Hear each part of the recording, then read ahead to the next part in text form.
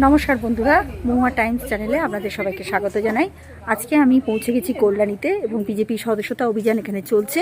আপনারা দেখতেই পাচ্ছেন যে আমাদের মধ্যে আমাদের সমস্ত রাজ্য নেতৃত্ব এবং জেলা নেতৃবৃন্দ এবং মণ্ডলের যারা নেতৃবৃন্দ রয়েছেন তারা প্রত্যেকে রয়েছেন।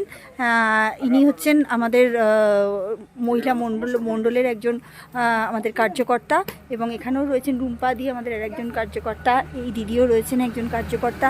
আমাদের রাজ্য থেকে রয়েছেন সমিতা দি, যিনি কিনা এই কল্যাণীর এই মণ্ডলেরই বাসিন্দা, তিনিও রয়েছেন ইন্দ্রাণী দি।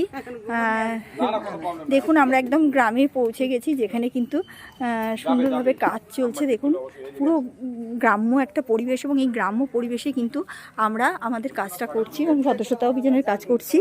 এবং এখানে রয়েছেন সোনালি দি, যিনি কিনা এই যে আমাদের যে কল্যাণীর যে জায়গা রয়েছে বনগাঁ যে জেলা, সেই জেলার উনি ডিস্ট্রিক্ট কো ইনচার্জ রয়েছেন।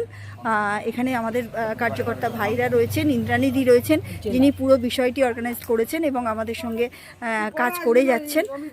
এবং এই এখন দেখুন সদস্যতা অভিযান চলছে।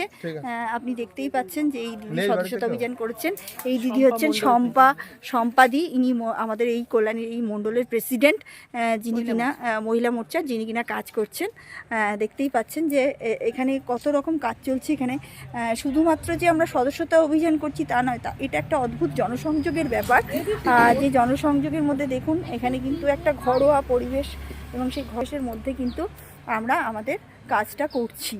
এবং আমাদের এই যে সদস্যতা অভিযানের কাজ, এটা কিন্তু আমরা গোটা নভেম্বর জুড়েই করছি। এর আগেও আপনারা দেখেছেন যে বিভিন্ন জায়গায় আমরা বারাসাত থেকে শুরু করে, বনগাঁ থেকে শুরু করে, ব্যারাকপুর থেকে শুরু করে বসিরহাট, বিভিন্ন জেলায় আমরা কিন্তু কাজ করছি এবং আমাদের এই সদস্যতা অভিযানের কাজ চলছে। আমরা মানুষের বাড়ি বাড়ি যাচ্ছি, সেখানে আমরা জনসংযোগের কাজ করছি। আপনাদের সাথে আমি আবার থাকবো। আজকের মতন মহুয়া টাইমস চ্যানেলে আপনাদেরকে এইটুকুনি দেখালাম। নমস্কার, ভালো থাকবেন সবাই।